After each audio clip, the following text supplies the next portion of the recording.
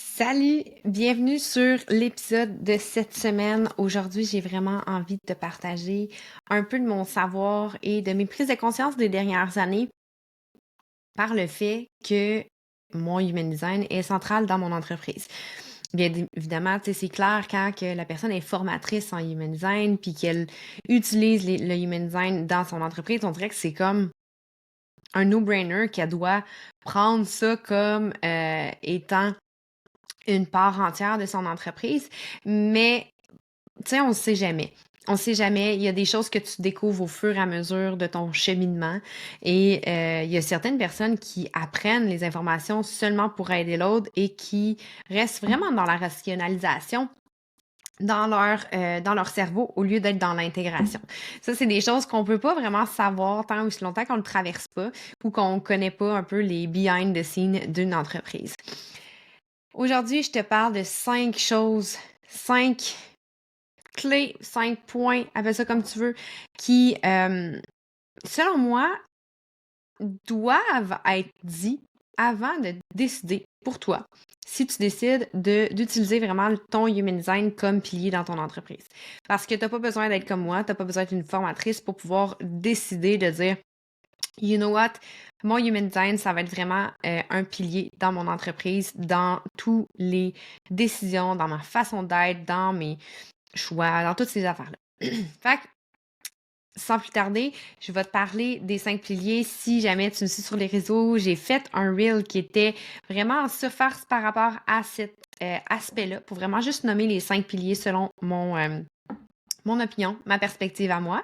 Puis, je t'explique un peu brièvement pourquoi c'est les 5 piliers qui devraient être considérés avant de t'embarquer dans un processus de cheminement avec ton human design pour l'amener dans ton entreprise. Parce que le human design, comme tu le sais probablement, c'est un outil de connaissance de soi. À mon avis, ton entreprise, c'est une extension de toi-même. Fait que si tu te bases pas sur qui tu es dans tout le processus, dans tes décisions, dans tes rétrospections, dans tout ce qui se passe, même dans l'acquisition de clients, d'une coach, bref, tout ce qui se passe dans ton monde, si tu ne te bases pas sur ton human design, ou du moins sur toi, sur ton feeling, sur ton gut feeling, j'ai l'impression que tu passes un peu à côté de quelque chose parce que ça devient facilement des choix de tête, des choix de rationalisation. Ça devient un parcours en étant dans un mal nécessaire pour aller obtenir quelque chose dans le futur. Quand on décide de prendre le human design comme vraiment un vecteur, un pilier dans ton entreprise, la première chose qu'il faut savoir, c'est que ton autorité en human design devient ton pilier décisionnel dans tout et partout. Quand tu veux faire un investissement, quand tu choisis de travailler avec quelqu'un en one-on-one, que ce soit avec une coach ou avec une coachée, que ce soit une collaboration, un nouveau service, toutes ces choses-là devraient passer par ton autorité. Pour pouvoir bien utiliser son autorité, by the way, il faut vraiment que tu aies les bases de qu'est-ce que c'est ton human design. Si tu comprends pas bien ton type, comment il fonctionne, si tu n'as pas pris le temps de ressentir ta stratégie, sa signature, son nom-soi, tu ne sais pas comment tu te sens quand tu es aligné, ta prise de décision va rester très teintée par ta tête, par ton ajna, plus précisément, ou par des ouvertures dans ta charte. Donc, un manque de confiance qui peut provenir d'un cœur non défini, un manque de trajectoire avec une identité non définie, une pression de devoir faire plus avec un sacral non défini, pour donner quelques exemples uniquement. Bien évidemment, tu as remarqué que les exemples que je t'ai donnés, c'est des exemples que moi j'ai dans mes ouvertures parce que c'est des choses que je comprends et que j'ai vraiment remarqué avec le temps. J'ai remarqué aussi que toutes les décisions qui sont prises par l'autorité, des fois, tu te rends pas compte du bienfait tout de suite. Dans le sens que peut-être que ton autorité te demande d'aller prendre un programme ou d'aller faire une collaboration, mais c'est pas parce que ça va être celle qui va t'amener l'abondance, mais celle qui va t'amener à la prochaine étape. Peut-être que tu vas avoir des nouvelles prises de conscience, peut-être que tu vas avoir une ouverture sur quelque chose à travailler avant d'être capable d'accueillir l'abondance que tu cherches.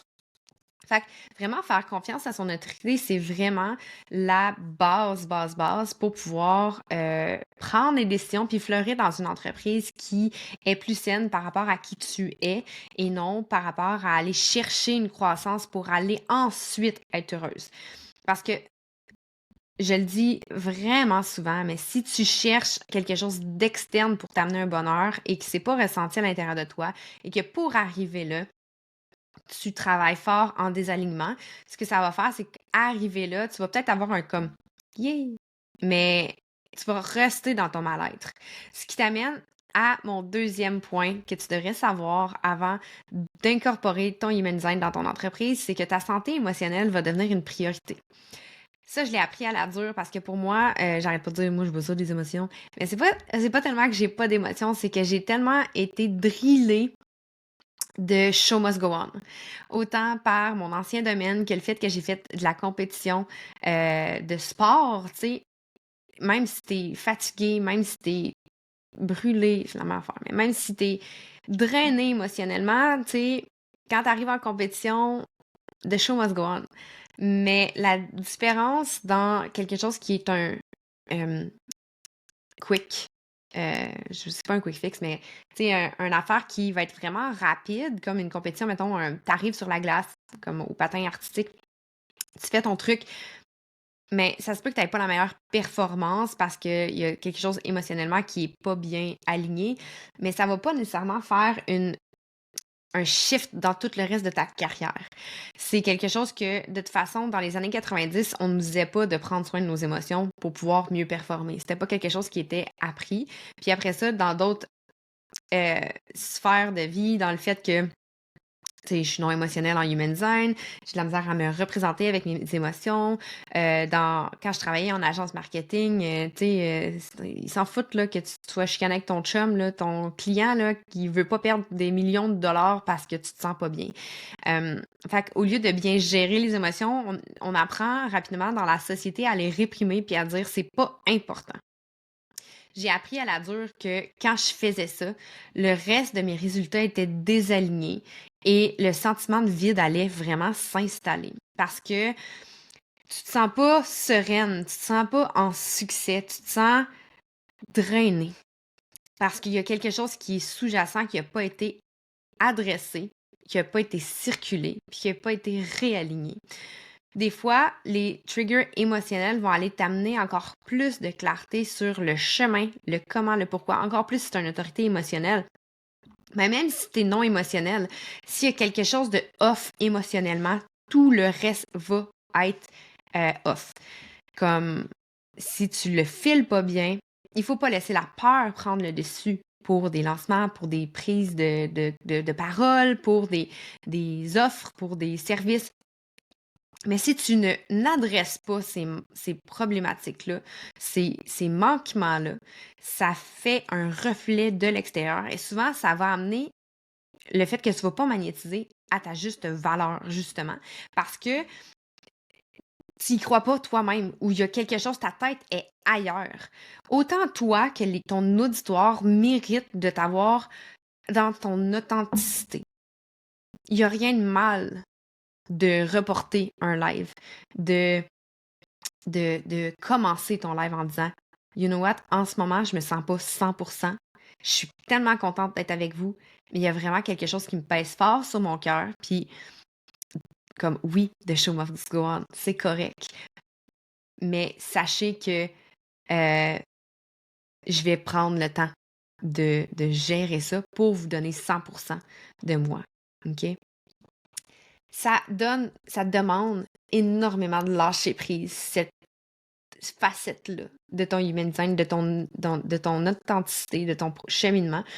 Ça demande énormément de lâcher prise parce que c'est là que la peur embarque. Si jamais, je suis pas là, elle va acheter ailleurs. Si elle achète ailleurs, c'est qu'elle n'est pas faite pour être pour toi. Prends soin de ton émotionnel. Moi, j'appelle ça le déconditionnement aussi parce que ta santé émotionnelle, c'est relié de partout. C'est des ressentis qui sont émotionnels, qui sont physiques, qui sont ressentis en général quand c'est dans le désalignement.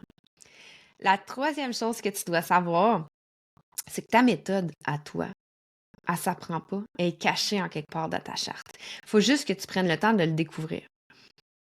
Il y a des choses précises dans ta charte qui t'aident à savoir quelle culture d'entreprise que tu es mieux. Si tu es quelqu'un qui est vraiment qui va de l'avant, c'est quoi les gens te perçoivent de quelle façon, c'est quoi qui est tes forces, c'est quoi qui est tes faiblesses, mais surtout aussi quel type de coach ou d'enseignante tu es, quel type de provider de service tu es. Il y a des informations très précisément cachées dans ta charte, même de quelle façon tu t'exprimes, qu'est-ce que les gens vont aller percevoir de toi, c'est quoi qu'ils viennent chercher en toi que toi tu ne vois même pas. Ça t'amène à avoir une certaine méthode, soit une méthode d'enseignement, une méthode de parole, une méthode de communication et aussi la stratégie qui va être la bonne à utiliser pour toi. La méthode que tu devrais utiliser ne devrait pas être celle qui fonctionne pour ton idole ou pour ton ami. C'est vraiment celle qui va aller vibrer en toi puis qui va aller faire ressortir le bien à l'intérieur de toi. Puis ça, il faut que tu prennes le temps de le découvrir. Des fois, oui, ça demande un essai-erreur, surtout si ton profil, il y a un 3 dedans. Mais des fois, ça demande encore une fois de lâcher prise sur le faire parfaitement tel que ça a été enseigné par quelqu'un d'autre. Mais de vraiment prendre le temps de le passer dans ton filtre à toi, de ta stratégie, de ton autorité, de ton bien-être, de comment tu te sens quand tu parles de cette façon-là, quand tu te projettes de cette façon-là. C'est vraiment pas pareil pour tout le monde. Puis même encore avec les apprentissages de Human Design, tu vas remarquer que certaines coachs vont dire les choses différemment que d'autres parce que pour elles, ça vibre différemment pour elles. C'est pour ça aussi qu'il y a des personnes qui se certifient à l'École internationale du Human Design pour avoir vraiment le protocole tel qui est enseigné par Ra, parce que pour eux, c'est ça qui vibre plus. Puis qu'il y a des écoles alternatives comme l'Académie Esmé pour amener une dimension différente de l'interprétation de la personne, comment elle l'a appris, comment elle l'a intégré dans sa vie et qui peut être jumelé avec d'autres outils. Comme moi, j'utilise énormément la pleine conscience et l'investigation du système nerveux pour pouvoir bien figurer qu'est-ce qui est bon pour toi. T'sais. Ça demande énormément de, de, de, de, de, de devenir in tune avec ton corps, avec tes ressentis au quotidien. Ça demande de ne pas mettre tout ton focus sur le output. Ton focus devrait être comment je me sens, puis est-ce que je suis juste bien dans mon entreprise ou je suis bien dans toute ma vie? Qu'est-ce qui fait en sorte que je me bloque? Parce que l'abondance, puis les résultats, le succès, c'est bloqué par quelque chose énergétiquement à l'intérieur de toi qui fait en sorte que tu ne sens pas que tu es prête à le mériter. Fait qu'il faut vraiment que tu prennes le temps de l'investiguer, ça, puis que, je sais que t'es impatiente, j'étais impatiente, je suis impatiente, c'est humain de vouloir les choses plus rapidement parce que ça va sécréter des hormones à l'intérieur de notre cerveau, à l'intérieur de notre corps, on se sent bien, on se sent en joie.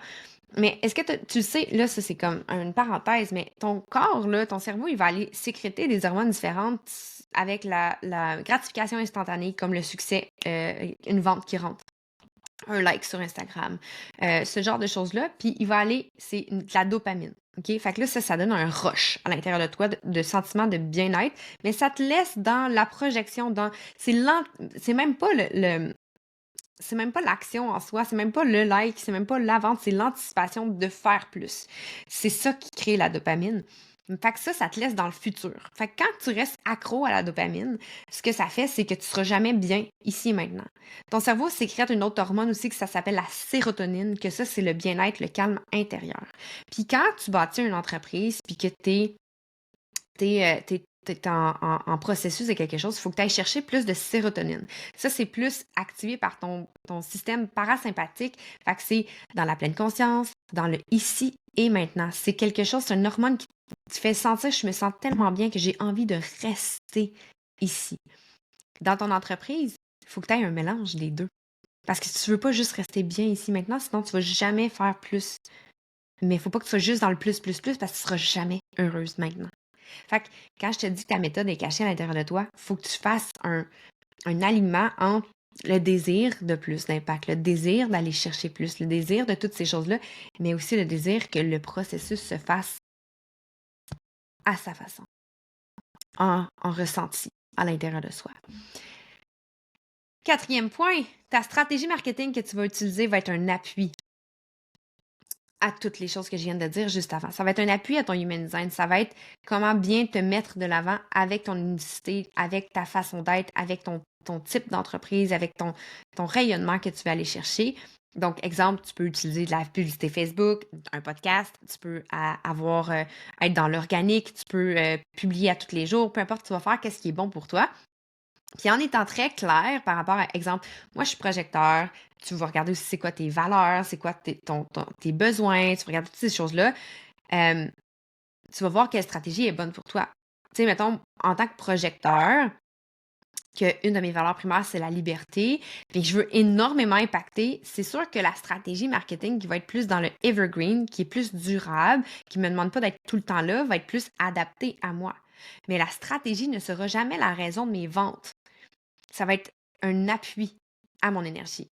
Donc, utiliser mon énergie pour savoir quand être en action et quand ne pas l'être et prendre la stratégie qui va le mieux appuyer ça. Fait que c'est vraiment, utiliser son human design, c'est faire les choses à l'envers de ce qu'on a appris. La majorité des personnes.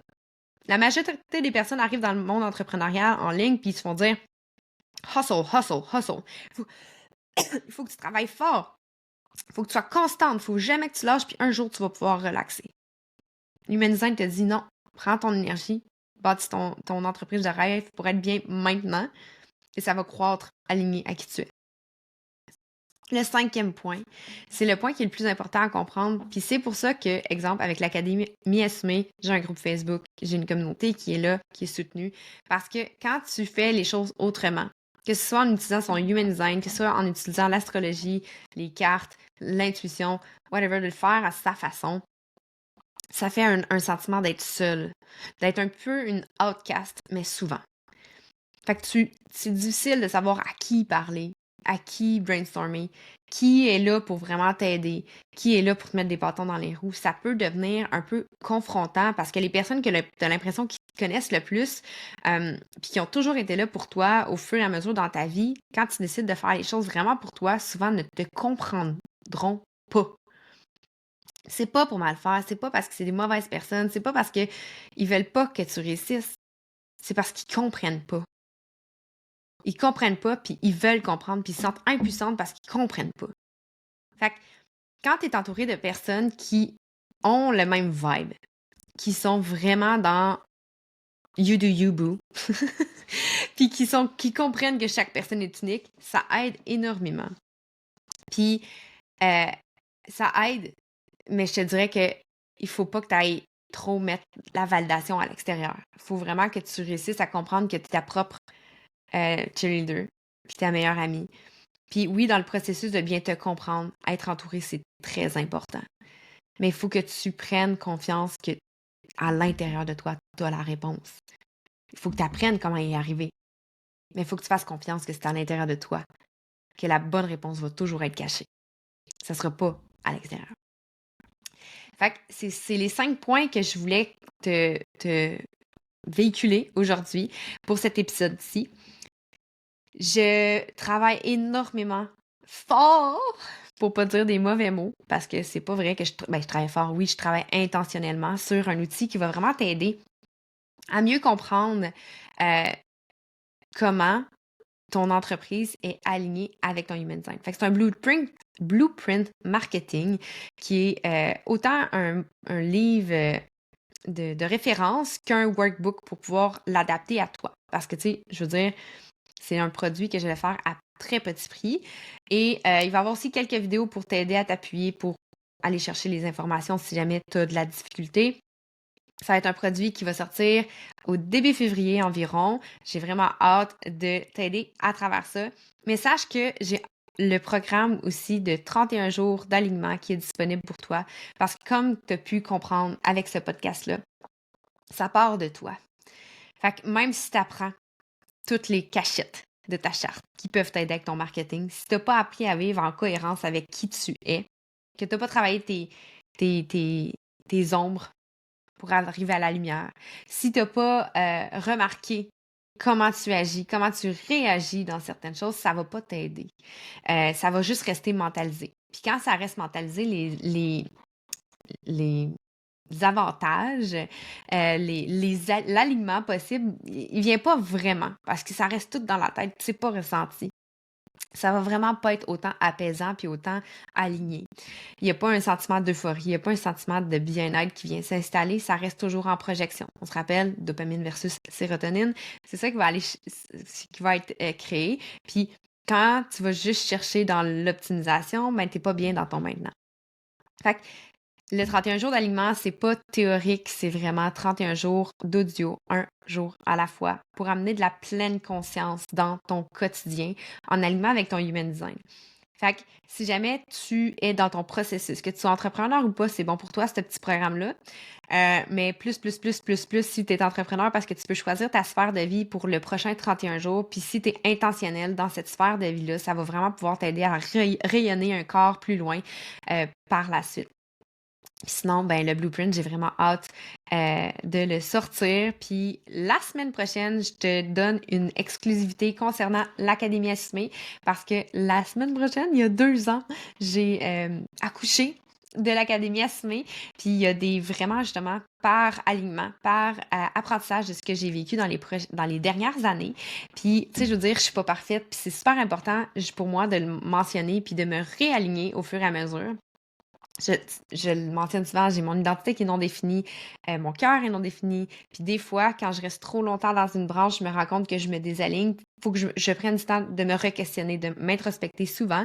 Puis j'ai eu vraiment une grosse contraction énergétique au mois de décembre passé et c'est sorti une clarté vraiment grande que je m'attendais pas vraiment. Je m'attendais vraiment pas à m'en aller dans ce sens-là, mais ça fait vraiment beaucoup plus de sens par rapport à mes valeurs, par rapport à mon énergie, par rapport à ce que je veux aussi amener dans le monde. Fait que j'ai vraiment hâte de te parler de ça la semaine prochaine. Fait que j'espère que tu seras là. Et sinon, j'espère que cet épisode-là t'a aidé, t'a allumé quelques petites lumières à l'intérieur de toi pour faire quelques changements. Puis on se dit à très bientôt la semaine prochaine pour être plus précise. Ou sinon, tu peux venir me parler sur Instagram en tout temps, comme d'habitude, avec Andy Benoît _ Ça me fait plaisir. Puis si jamais tu veux vraiment du contenu 100% human design sans nécessairement être juste avec l'entreprise, c'est le compte de l'Académie Assumée.inc de Instagram que tu devrais suivre. Donc, je te souhaite une merveilleuse semaine, de prendre le temps de te recentrer pour qui tu es, pour ce que tu veux, puis ce que tu as en ce moment. Puis ça va vraiment t'aider dans le reste de ton cheminement. Bonne semaine, on se dit à bientôt!